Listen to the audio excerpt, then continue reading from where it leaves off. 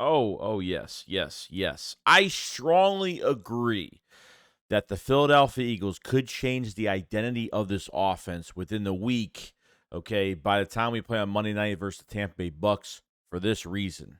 We better do. Because I've seen enough horror movies to know any weirdo wearing a mask is never friendly.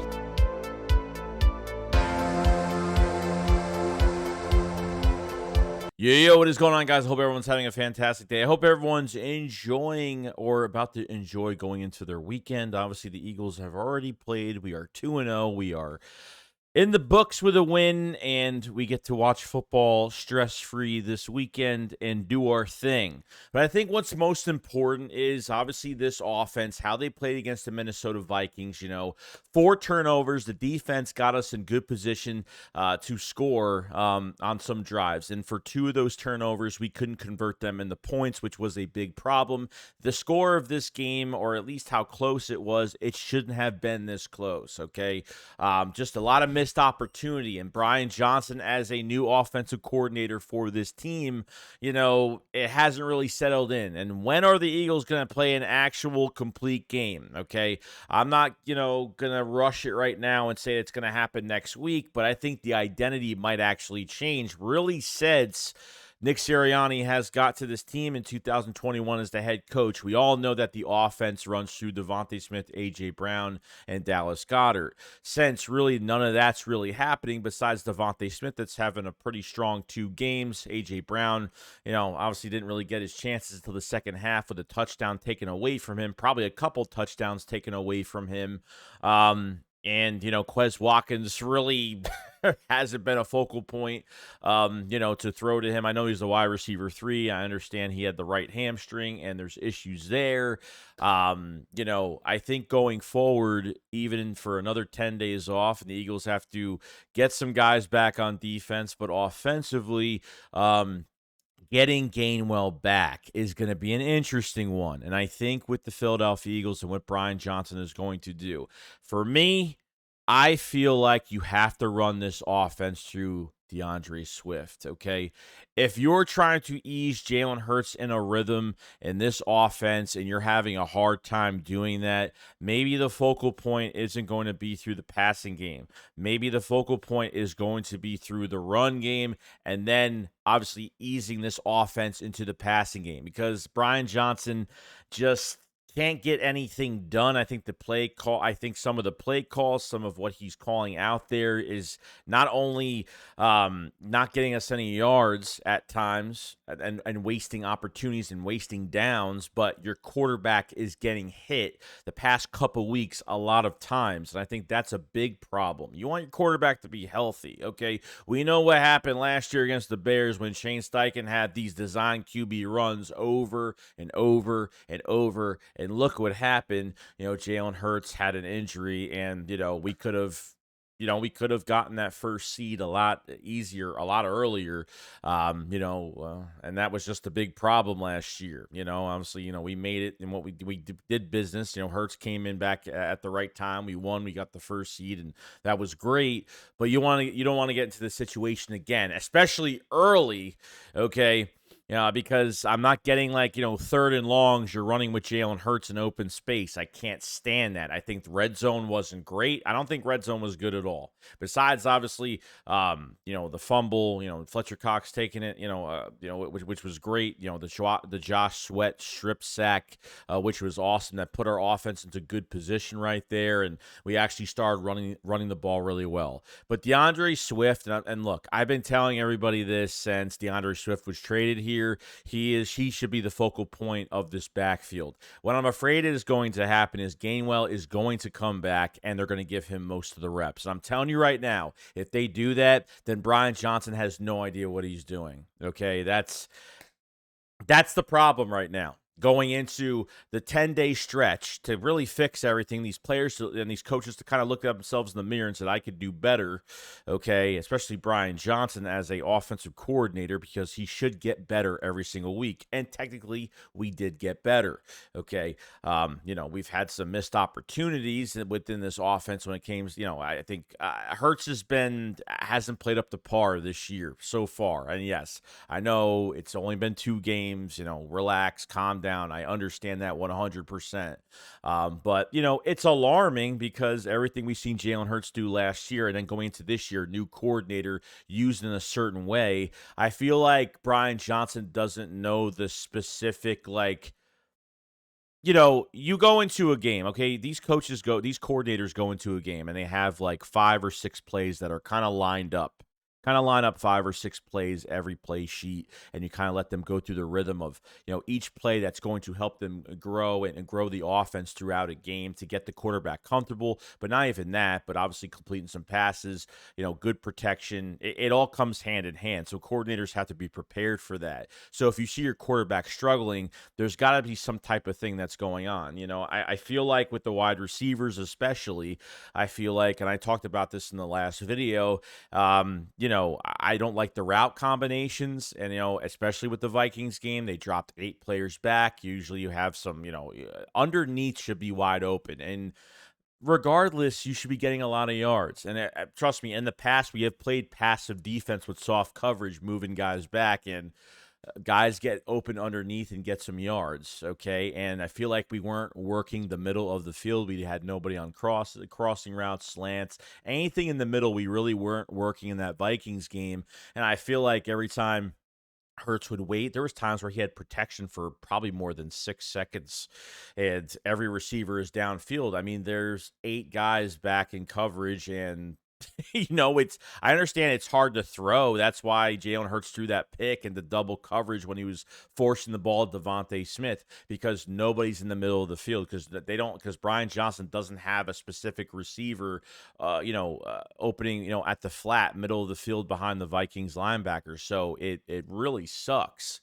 To be in that position as a quarterback. So how are you supposed to move forward? How are you supposed to get, to the next play and get these, completed passes? And it's tough. It's not easy, but I didn't like that at all. I mean, not only your quarterback is going to be successful only if, you have to design these plays to get receivers open. Does Brian Johnson have the creativity to do it? I don't know.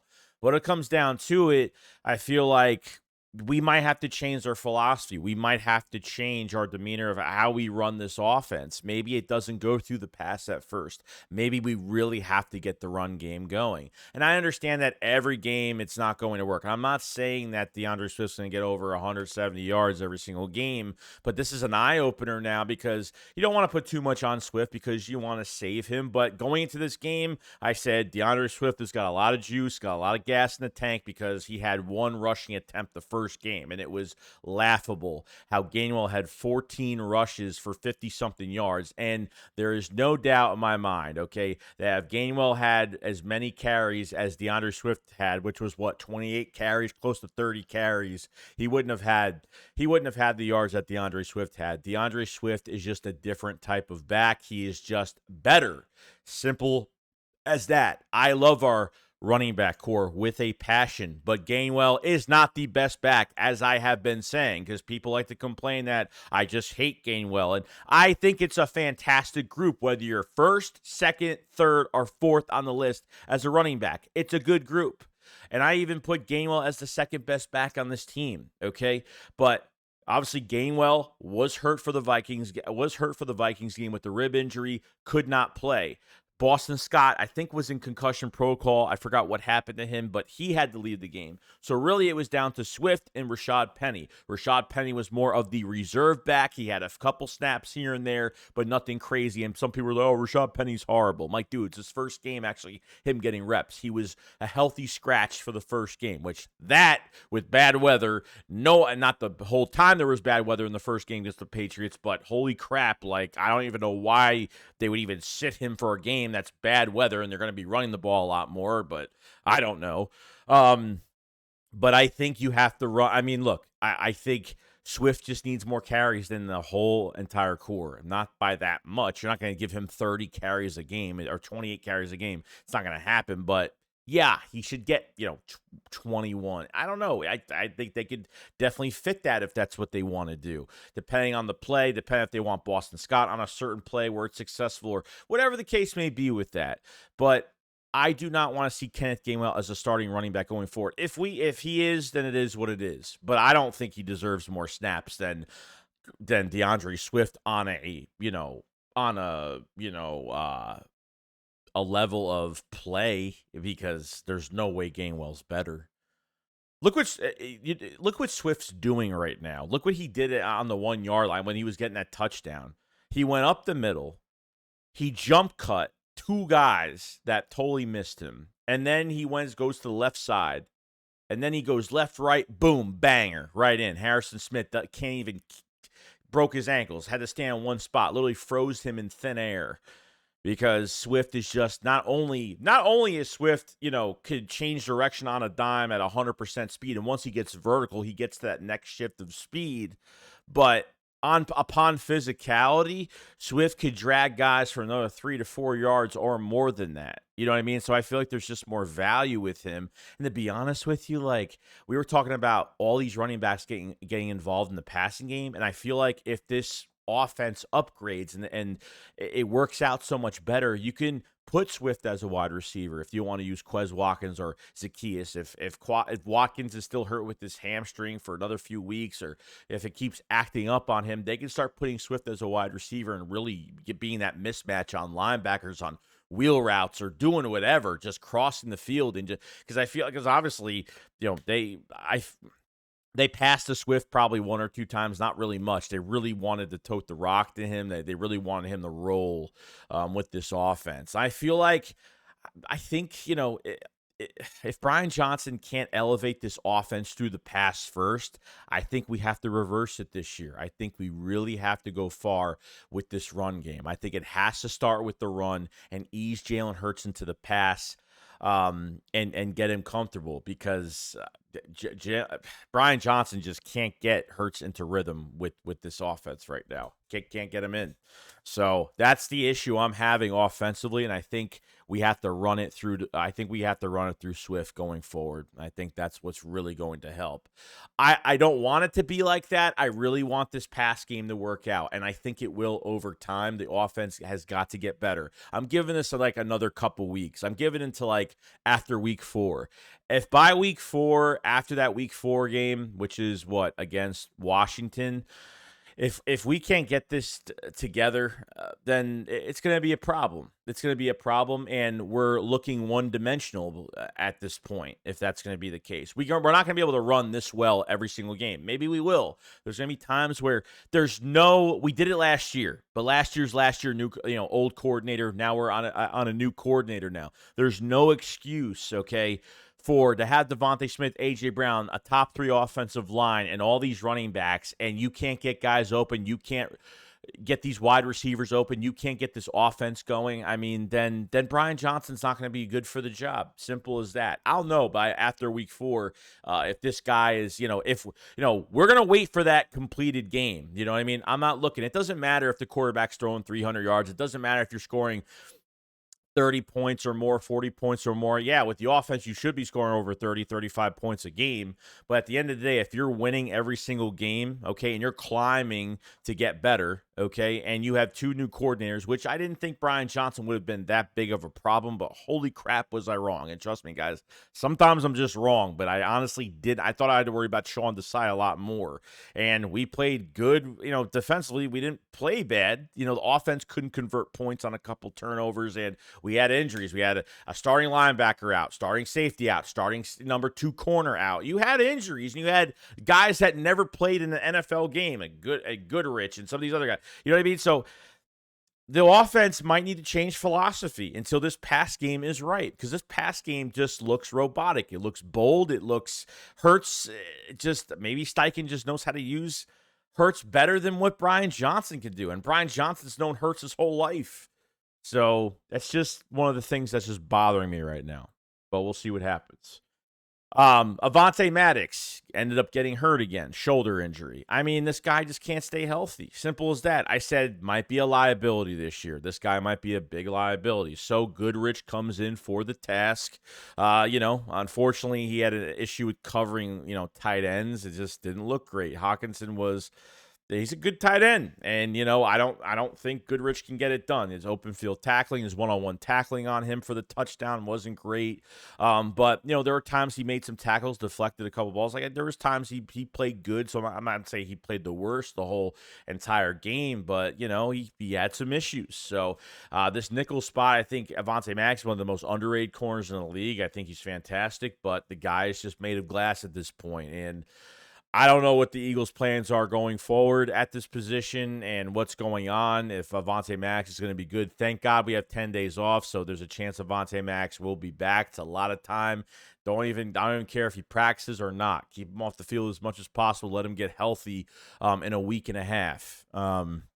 Just get him prepared to come back, because I'm telling you, I went into this whole offseason saying he's a liability and a big one, and I didn't know who was going to make the roster, and obviously Josiah Scott's not here. I'd rather have Goodrich Jones than Josiah Scott, but maybe Goodrich will play better with obviously some returnees coming around on the defense. Maybe he will play just a little bit better with a better team defensively around him, because like I said, we had 3 starting positions out.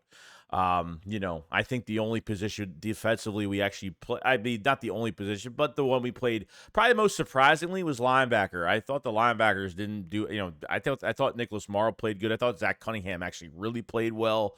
You know what I mean? So, gotta give props where it's due sometimes, even though linebacker's not the best position right now. And, we'll see what happens going forward, but we'll see.